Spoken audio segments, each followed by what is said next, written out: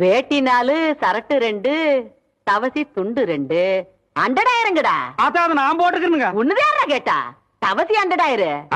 இந்த வெள்ளாவில் வந்த கணக்கெல்லாம் சரி பாரு. பெத்த கணக்குல ஒண்ணு தப்பி போய் தனியா புலம்பிட்டு இருக்கு. அத கணக்குல இருந்து விட்டுரு. என்றா சொல்ற? காலாறு சிறகு 2, கடுகு போல கண்ணு 2, ஈயடா இடிச்ச வாயான்னு ஈக்கெல்லாம் கதை சொல்லுவியே.